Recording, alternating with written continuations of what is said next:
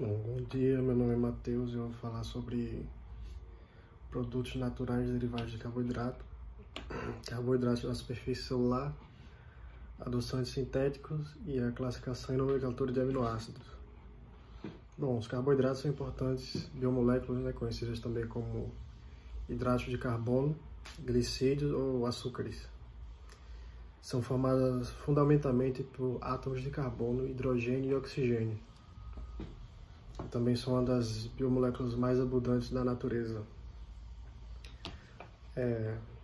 Vale salientar que alguns carboidratos possuem outros elementos em sua composição, que é o caso da quitina, que possui nitrogênio na sua forma. Bom, os carboidratos são o terceiro maior componente da membrana plasmática. Em geral, são encontrados na superfície externa da célula e estão associados às proteínas, formando as glicoproteínas. E também está associado aos lipídios, formando os glicolipídios. Essas cadeias aí de carboidratos, elas podem constituir em 2 a 60 unidades de monossacarídeos e podem ser simples ou ramificadas. Juntamente às proteínas da membrana, esses carboidratos formam marcadores celulares, É um tipo de identidade molecular que permite que as células reconheçam umas às outras. Esses marcadores são muito importantes para o sistema imune, que permite que as células imunitárias diferenciem entre células do organismo, a que não deve ser atacada, e as células de tecido estranho, que devem ser atacadas. Existem 2 tipos de substâncias que podem conferir a doçura aos alimentos, já se referindo aos adoçantes artificiais, São 2 tipos de substâncias que podem conferir doçura aos alimentos, são os naturais e os artificiais.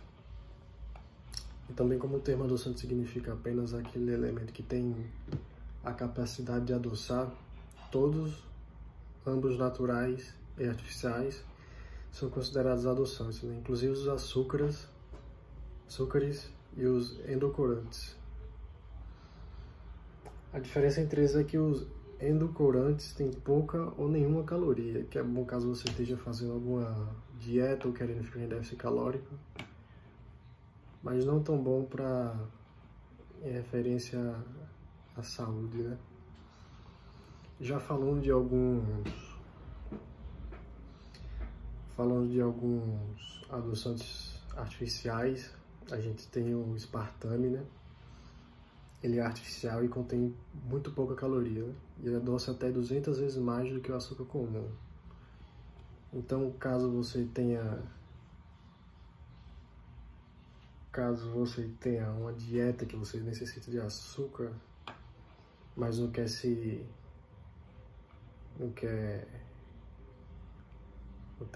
ter o ganho a mais de calorias, você pode usar o aspartame, que adoça muito, mas ao mesmo tempo tem muita pouca caloria. Também muitos estudos evidenciam os danos que ele pode provocar à saúde. Aí você faz uma troca.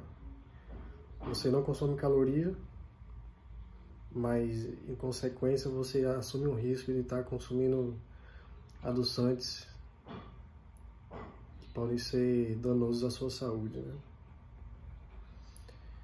E também esse aspartame, se aquecido, pode perder a capacidade de adoçar. Outro caso que você limita a utilização desse adoçante, Por exemplo, você só pode colocar em alimentos frios ou não tão quentes. Por exemplo, você não pode fazer um bolo com aspartame, porque senão ele vai perder a capacidade de adoçar e daí esse adoçante não serve de nada. E além de perder a capacidade de adoçar, ele pode se transformar em metanol quando aquecido, Que aí não preciso nem explicar porque a desvantagem do uso desse adoçante. Outro adoçante artificial é o ciclamato de sódio. Ele é artificial, e é sintetizado à base de hexioamina, que é um derivado do petróleo. Também é usado na maioria dos adoçantes artificiais, Ele é 30 vezes mais doce que a sacarose e mais estável do que o espartame e a sacarina. Por isso pode ser aquecido em altas temperaturas. Já comparando com o espartame, você vê que o ciclomato de sódio tem uma vantagem, né? Você já pode utilizar em ambientes mais providos de temperatura, que ele aguenta e tem resistência a altas temperaturas. Mas apesar disso, ele foi tirado da lista de substâncias seguras do FDA dos Estados Unidos, que é o Food and Drug Administration, a Administração de Comida e Drogas dos Estados Unidos, em 1969. Até então, seu uso não foi permitido para o consumo em alimentos. Além do ciclomato de sódio, a gente tem a sacarina, né? Que também é artificial e é produzido por outro derivado do petróleo, que é o famoso tolueno. Além de possuir cloro e dióxido de enxofre. É um dos adoçantes também não calóricos, que vem muito antigo, e adoça 300 vezes mais do que o açúcar. Porém, em contrapartida, essa sacarina tem um gosto amargo na boca. Bom, os aminoácidos já voltando para... não voltando mais para... Bom, os aminoácidos, né, eles podem ser definidos como moléculas orgânicas que apresentam grupos, como o grupo carboxila e o grupo aminos ligado ao único carbono, né? Bom, esse aminoácido que se liga ao grupo amino e ao grupo carboxila também é um grupo variável, né, que é chamado de cadeia lateral, ou grupo R. Esses aminoácidos são agrupados geralmente de acordo com as características das suas cadeias laterais. Aí, de acordo com essa característica, você pode dividir esses aminoácidos, né? Por exemplo, aminoácidos com cadeias laterais apolares, que é o exemplo da glicina e leucina. Leucina, né, também chamada de L-leucina, é um aminoácido que pode ser encontrado nas carnes, nos laticínios, nos ovos, soja e feijão. Tem vários benefícios, né, como a manutenção do peso e da massa muscular. Além de, segundo algumas pesquisas, controlar o colesterol. Ele é o aminoácido mais eficaz na manutenção de massa muscular, sendo bastante utilizado por fisiculturistas. Ele também pode contribuir na melhora da saúde dos ossos, bem como da pele e dos músculos. Já na isoleucina, que também é um aminoácido de cadeia polar, ela atua no metabolismo energético, assim como na promoção da recuperação muscular, né? Uma das funções delas é o controle do nível de açúcar no sangue, assim como também da produção de hemoglobina. Além disso, esse aminoácido bloqueia a eliminação de vitamina B3 pelo rim.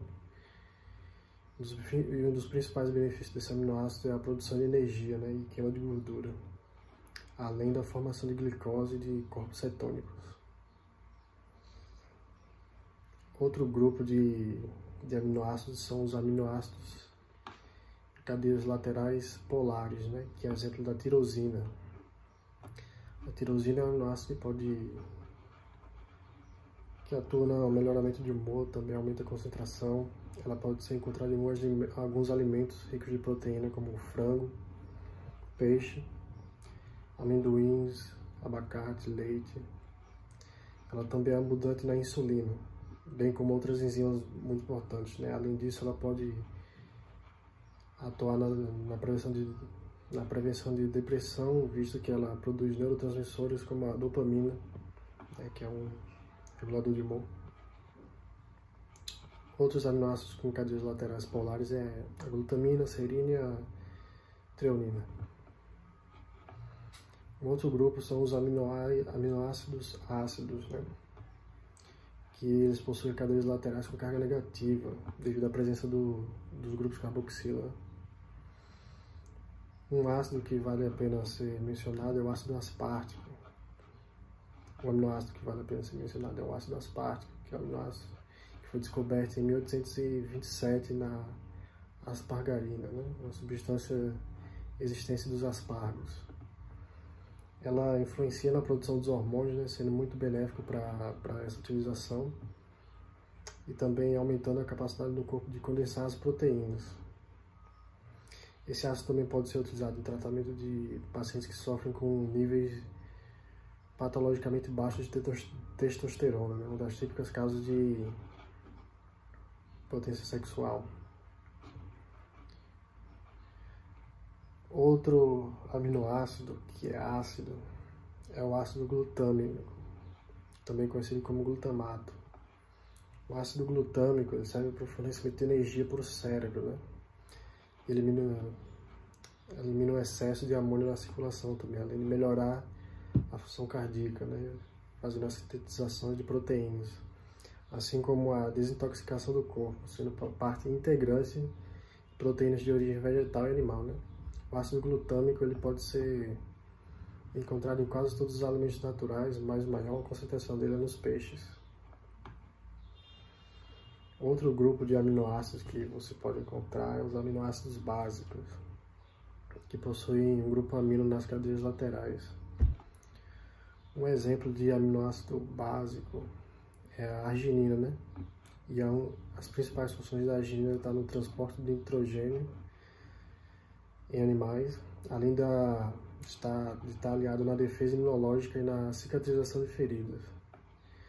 Uma das outras funcionalidades da arginina é a inibição do crescimento de tumores, além da inibição de perda de massa muscular após operação cirúrgica. Ela também ajuda na produção de esperma e na construção de novas células de ossos e tendões. A arginina ela pode ser encontrada em diversos alimentos que é consumido no dia a dia, como por exemplo o feijão. E o ser humano consegue consumir até 5 gramas de arginina diariamente. Bom, outro aminoácido básico é a lisina, né? Ela também tem função de diminuir a replicação viral do vírus da herpes. Também ela tem estudos de uma provável eficácia no tratamento de osteoporose, por justamente aumentar a absorção de cálcio, né, pelo intestino. Ela reduz os níveis de estresse e ansiedade crônicos, tanto como participa na atividade de hormônios do crescimento, né? Também tem estudos que apontam que o sal da lisina pode ter efeito positivo no tratamento da catarata, além de ajudar a fortalecer o sistema imunológico. Outro aminoácido básico é a histidina, né? A histidina é um aminoácido essencial que dá origem à histamina, que é uma substância que regula as respostas inflamatórias do organismo. Bom, basicamente, você pode resumir aminoácidos apolares. São aminoácidos que apresentam substituintes hidrocarbonetos apolares ou hidrocarbonetos modificados, né? O único que não faz parte desse grupo é a glicina, né?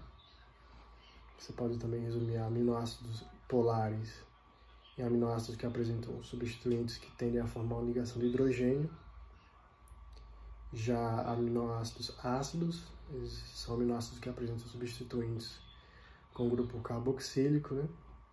E aminoácidos básicos são aqueles aminoácidos que apresentam substituintes com o grupo amino. Além disso, os aminoácidos eles possuem algumas propriedades, né? Uma das propriedades é a propriedade organoléptica, que deixa esse aminoácido incolor, e a maioria de sabor adocicado. Também tem as propriedades físicas, né? Eles são sólidos, com a solubilidade variável em água, e apresentam uma atividade óptica por apresentarem um carbono assimétrico, né? A glicina é a única que é solúvel em água e não apresenta essa atividade óptica. Também possui propriedades químicas, né? O grupo carboxílico da molécula confere ao aminoácido uma característica ácida, e o grupo amino confere uma característica básica. Por isso, os aminoácidos apresentam um caráter anfótero, né? Ou seja, eles reagem tanto como ácidos como bases, formando sais orgânicos, né? Os aminoácidos eles são classificados de acordo com a localização do seu grupo amino na cadeia carbônica, né? Que contém a função ácido carboxílico em alfa, beta e gama. E a forma mais importante dos aminoácidos são os alfa-aminoácidos, que são os constituintes das proteínas e dos peptídeos.